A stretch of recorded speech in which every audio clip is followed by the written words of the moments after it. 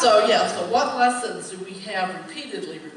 What is it going to take for us to learn these lessons?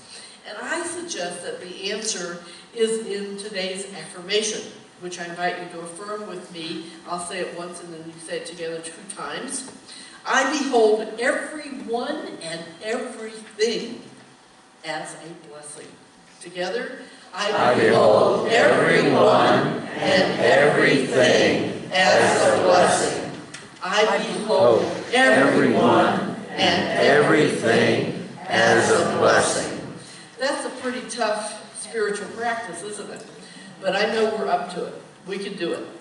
So, so the purpose of this message is really to be in harmonious relationship by beholding everything and everyone as a blessing.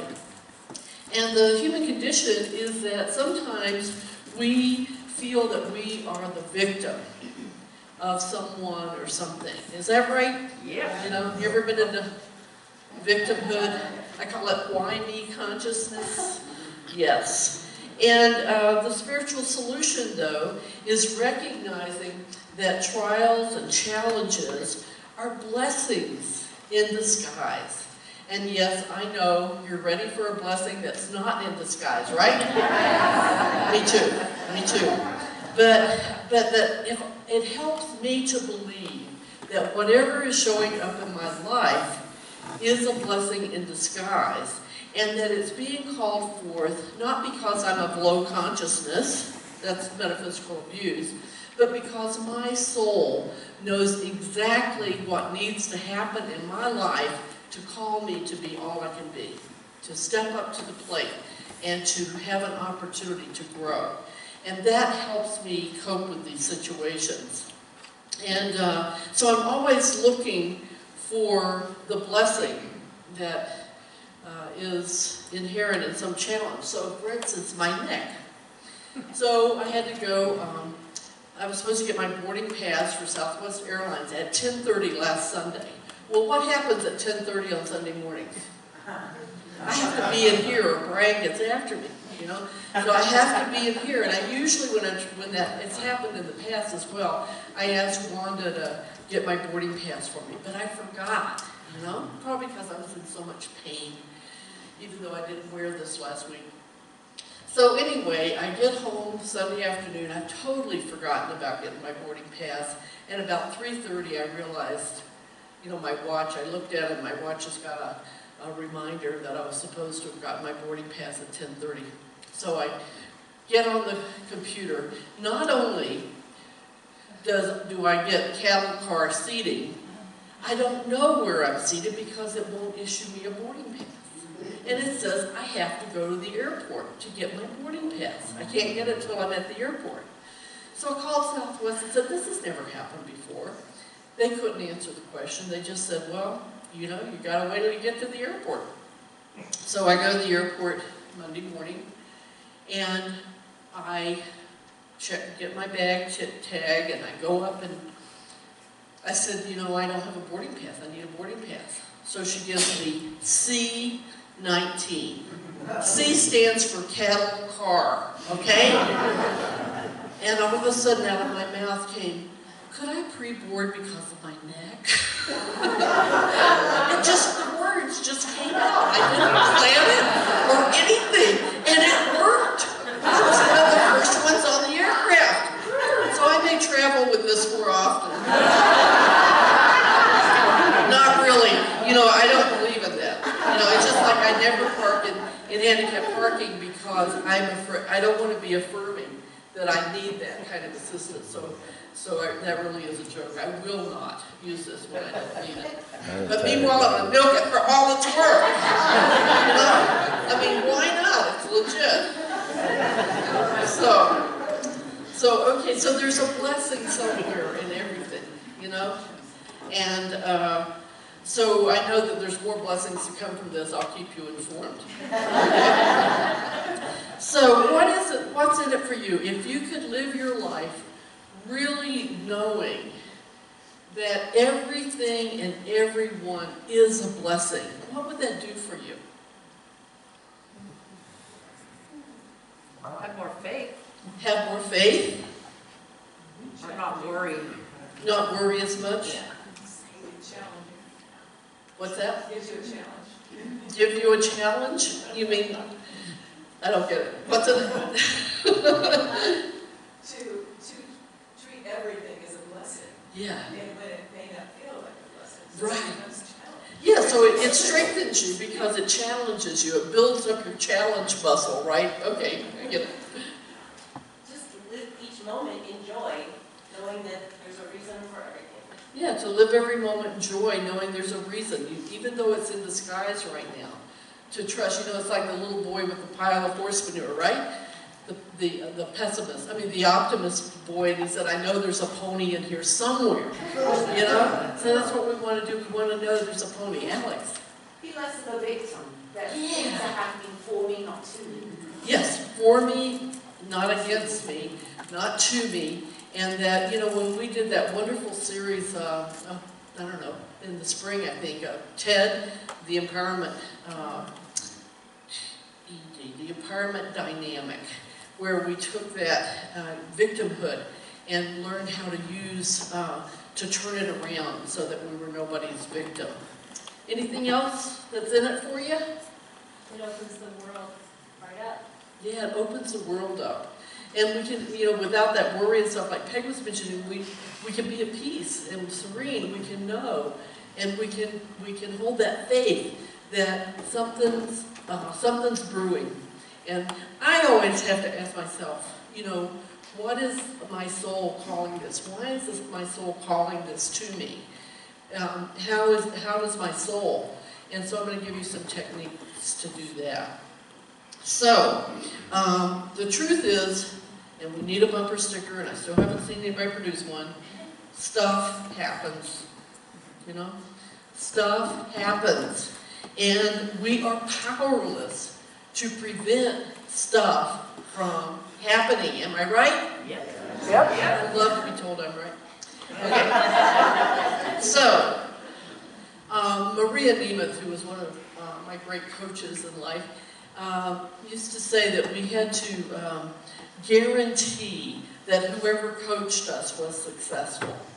And so what she was talking about is that if I can see somebody that's in my face or some situation that's in my face, if I can guarantee that they can successfully coach me, okay? In other words, how can I make whatever's up bless me? How can I guarantee that this coach in my life is successful? I love that idea. So we have a choice. We can allow situations and people to make our lives miserable and unmanageable, or we can choose to let it coach us, to bless us beyond measure. I always like to talk about the first email address that's in the Bible. It's called Jacob@Jabbok.Ford. Okay? Sounds like an email address to me. Okay, so in Genesis 32, Jacob is wrestling with a man. Sometimes it's called a man, sometimes it's called an angel, sometimes it's called God. But Jacob was wrestling with someone. And as the sun was beginning to come up, the man said, "Let me go, for the day is breaking." And Jacob said, "I will not let you go unless you bless me." And I've changed that because I can rewrite the Bible. Any of us can. No one ever. Yeah, right, no one else ever has. And I rephrase it, "I won't let go of you until you bless me." So if there's a situation in my life, a person in my life, I don't say it to them, by the way, but I say it to myself, I will not let go of this angst, whatever it is that's going on, until I find the blessing in it, until it blesses me. So I really invite you to consider thinking of it that way. I won't let go of you until you bless me. And as Alex said, it's about looking to see that every situation, every person is for us and not against us. There's no situation, there's no person, no circumstance that could in any way be outside the reach and protection of the fundamental law of infinite love and harmony. Nothing. Nothing is outside of that law. And so with each challenge, difficulty, trial, there, inside it, there is a secret gift, a hidden blessing that can contribute to our growth, toward greater fulfillment, and even trials that appear as today's obstacles. So we want to call forth, we know that the soul is calling forth whatever is needed for our growth, and to really look for what that is, instead of condemning it and being a victim and all of that. Now, Albert Einstein said, how many of you know, or yell it out if you know, the question that he said is the most important question concerning the future of the human race. The most important question concerning the future of the human race. Do you think this is a friendly universe? Is the universe a friendly place? Yeah. Or is the universe friendly? Wow. He says that's the most important question. Our answer to it is the most important question concerning the future of the human race. So he was basically an optimist. He obviously must have been Unity in some whatever previous life. Anyway, because if we can answer yes, the universe is friendly to this question, if we can accept the idea of a fundamental law of love and harmony governing the universe, then we can, relax, right? We can chill out. And because the truth is that the universe functions with delicate intricacy, superb synchronicity, and a harmonious pattern of interrelatedness. Mary Baker Eddy, the founder of Christian Science, said, tireless being, that was one of her names for God, tireless being, patient of man's procrastination, affords him fresh opportunities every hour. That's what it feels like too, doesn't it? Every hour, what's up next, okay? So then in Prodovan's book, he talks about, well, what about these horribly dire situations where people don't have enough food to eat and that sort of thing. And he tells the story of two different men. One of them was a leader in Senegal. He was a peasant leader, and he said regarding his people's suffering hunger, trials push us to innovate. It is because of these difficulties that the peasant initiative was born. These difficulties have even been a good thing, for without them we would be asleep. So that's the leader of a man whose country doesn't have enough food, okay? And then there's the story of the Menti leader, the village chief. And he said, when abundance reigned, everyone was taking care of his own fields. Drought brought us to build small stone walls across our fields. We discovered that plants grow more rapidly. Before, we did not cultivate beans. Now they are one of our main staple crops. Hunger has become a teacher that has taught us to innovate, to think. So if these two leaders can think like that, what's our problem? Right? What's your problem? What's my problem? There is no meaningless suffering to those who wish to progress. That's what Peter Brendalyn says. So, how do we do this? How do we bless everything and everyone, no matter what, even when it challenges it? Well, we know this is Unity Santa Fe. So it is prayer and meditation. And the prayer that came to me that I wanted to share with you today is a prayer by a woman named Mary Mrozgowski, who was a dear friend and colleague of Father Thomas Keating of contemplative prayer fame. And she calls it the welcome prayer. How many of you know about the welcome prayer? Those of you who do centering prayer, I see you raising your hands. So, what she says is to say welcome to whatever it is. Welcome neck pain. Welcome, welcome, welcome. So whether it's pain, it's grief, it's whatever, to welcome it. And then to repeat that several times, and then to say, I let go of pain, in my case. I let go of my desire for security and survival. Take a deep breath on that one. I let go my desire for security and survival. I let go my desire for esteem and affection, if that's applicable. I let go my desire for power and control. I let go my desire to change the situation. Another deep breath on that one, right? And then to remember that we are one with God and one with all people. And to find the blessing, to allow, or at least acknowledge that there is a blessing, even if you're not clear what it is. And as I say, to make it bless you. Don't let go of it until it blesses you. So I celebrate that the next time you are in a difficult situation, that you practice, and that I practice, the gentle art of blessing, with the knowledge that we are one, that there are no exceptions, that we are governed by a law, a universal law of love and harmony, and that it is always for us, never against us, and that this situation we have drawn into our life is here to bless us. And I know that as we do, we are blessed beyond measure. And so let's begin practicing the welcome prayer in a sacred time of shared meditation.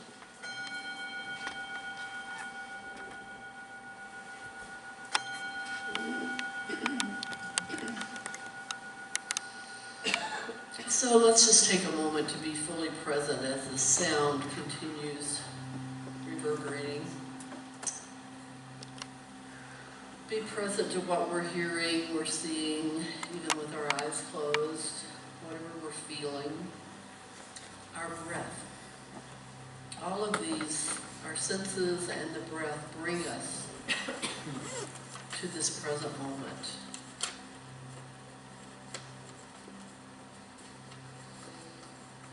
And I invite you to just let come to mind any person or situation that is challenging you right now. The first one you think of.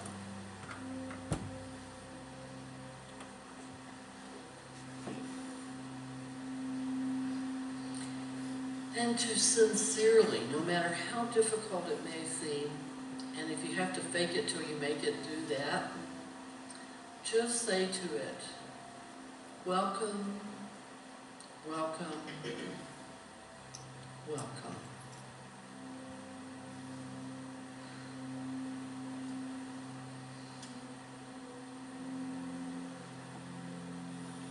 And just feel a sense of celebration, knowing that this is a friendly universe in which all things work together for good. And this thing is part of that is working together for good. And just silently say to your human self, I know that whatever and whomever is showing up in my life is a divine appointment. That my soul has called forth this person or this situation to call me up higher, to be all that I can be.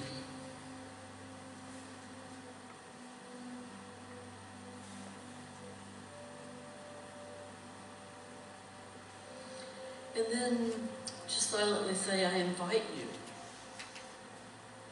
This situation, any people involved, even my thoughts and feelings about the situation, I invite you into the Sacred Heart,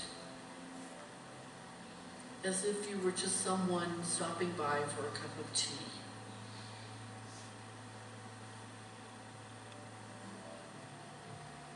And then I bring my attention and invite you to bring your attention to where in the body you feel any sensation related to this person or this situation.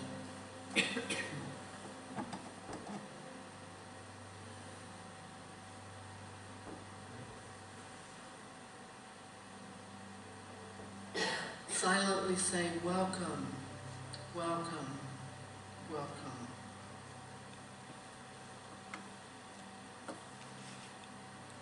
And silently ask it, what is your positive intention? How have you come to bless me? And listen for its answer.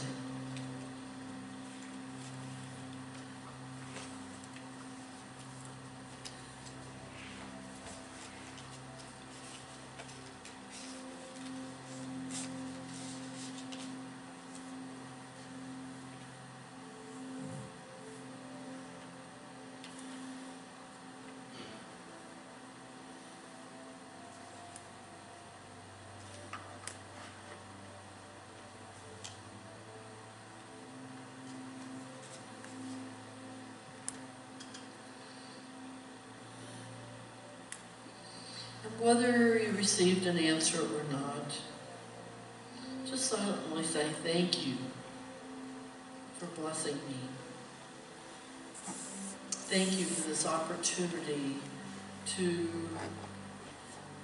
raise my consciousness, to transform my life. And feel that gratitude in the silence.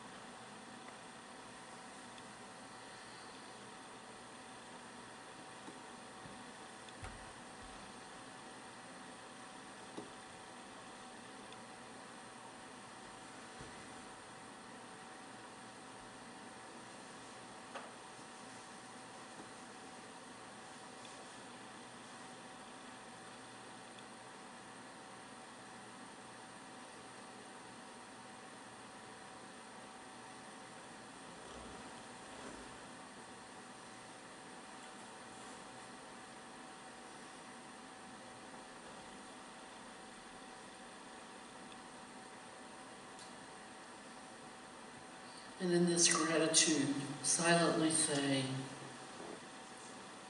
I let go of whatever it is. I let go of my desire for security and survival. I let go of my desire for esteem and affection. I let go of my desire for power and control. I let go of my desire to change the situation, the person. And as we gently bring your attention back to this time and place, silently say, thank you, oneness of all, for the wisdom to recognize that whatever is being brought up is being brought up to be healed, that it is for me, not against me, and I guarantee it is successful in blessing me. Thank you, oneness. Thank you, thank you, thank you. That it is so, and so it is, and so I am. Amen.